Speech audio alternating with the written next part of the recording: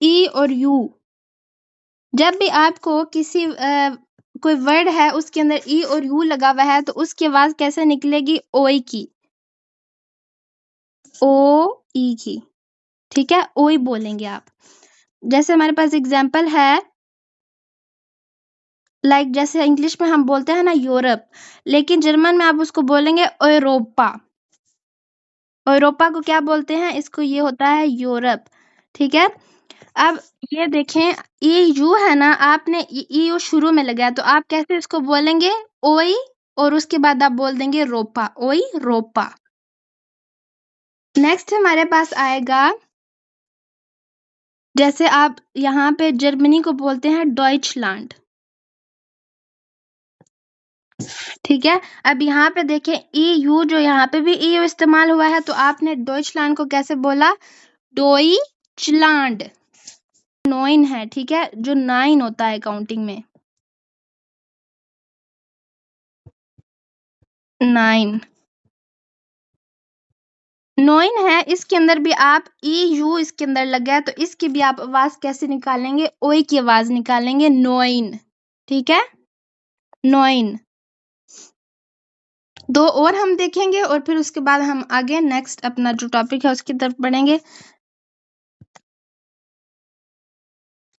Your से निकली थी। जैसे हमारे पास एक एग्जाम्पल है, जापान होता है ना, जापान जो कंट्री है, इसको हम जापान नहीं बोलेंगे, इसको हम बोलेंगे यापान। इसके अंदर हम वाई की साउंड निकालेंगे। ठीक है, इसको हम बोलेंगे जापान। इसी तरह जो हमारे पास दही होती है उसको आप बोलते हैं योगुर्ट। अब यहाँ पे आप जोगुर्ट नहीं बोलेंगे, यहाँ पे भी वाई की साउंड निकलेगी तो आप बोलेंगे यो गुड। ओके, और एक और लास्ट,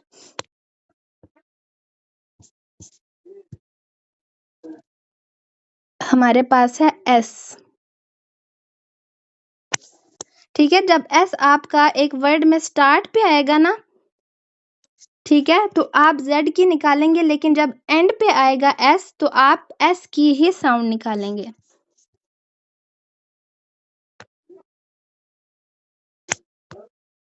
एस जो है जब एक वर्ड में स्टार्ट पे आएगा, जैसे हमारे पास एक है जीबन, जीबन आप बोलते हैं 7 को।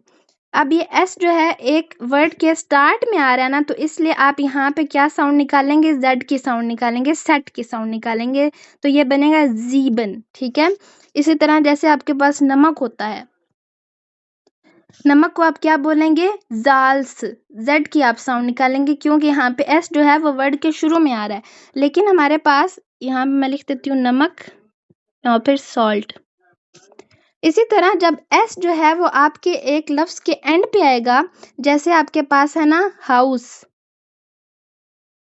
यहाँ पे आप ये नहीं बोलेंगे हाउस, एंड पे आप जेड की साउंड, जब एस वर्ड के एंड पे आएगा तो आप कौन सी साउंड निकालेंगे? एस की जो साउंड होती है ना स की, वो ही आप निकालेंगे, वो आप बोलेंगे हाउस।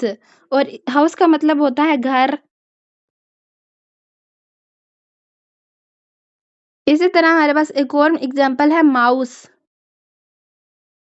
ठीक है, अब माउस में भी जो एस है वो एंड पे आया है, तो इसलिए आप इसको कैसे पढ़ेंगे? मुझे बताएंगे अब।